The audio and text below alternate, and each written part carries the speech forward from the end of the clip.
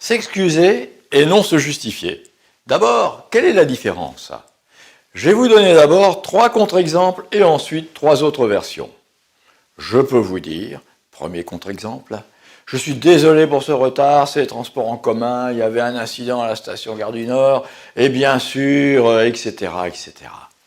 Deuxième contre-exemple, je ne peux pas vous rendre ce service car en ce moment, je n'ai pas le temps, j'ai eu un tas d'imprévus qui me sont tombés dessus, et ceci, et ceci, et cela. Bon.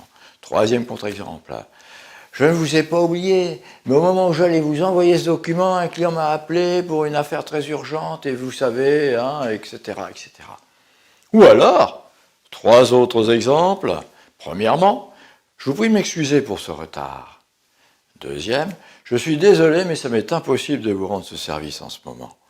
Troisième, je vous prie de m'excuser pour le retard dans l'envoi du document promis. Vous le recevrez demain avant 10 heures, si cela vous convient.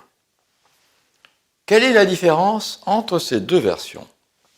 Dans la première version, je montre un certain malaise, je culpabilise, je parle de moi, je donne des raisons qui n'intéressent personne, et je perds du temps, et je fais perdre du temps aux autres.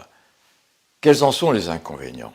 Je me dévalorise, je me mets en état d'infériorité, et j'encourage mes interlocuteurs, tout à fait inconsciemment, à s'impatienter, me manquer de respect, voire même me mépriser. Avec le risque, lorsque vous êtes face à quelqu'un qui a des intérêts divergents, de l'encourager à surenchérir. Alors, vous allez me dire, oui, mais s'excuser, c'est la moindre des politesses. Oui, absolument.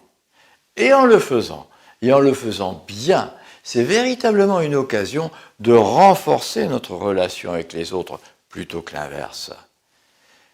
Quels sont souvent les freins au fait de s'excuser? La peur de se sentir en état d'infériorité, la peur que les autres abusent de la situation, ou l'espoir que de ne rien dire, l'autre s'apercevra de rien.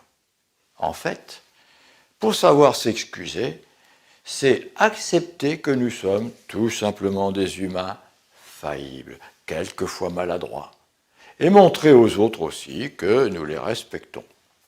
Que faire pour s'excuser efficacement? 3 principales conditions. Le faire spontanément et directement. Deuxièmement, supprimer toute justification. Et troisièmement, accorder le verbal au non-verbal, c'est-à-dire l'intonation, le regard, l'expression du visage, certaines attitudes. En étant ainsi à l'aise dans l'art de s'excuser, à bon escient et de la bonne manière, vous allez encore mieux vous faire respecter et gagner encore plus de confiance en vous-même.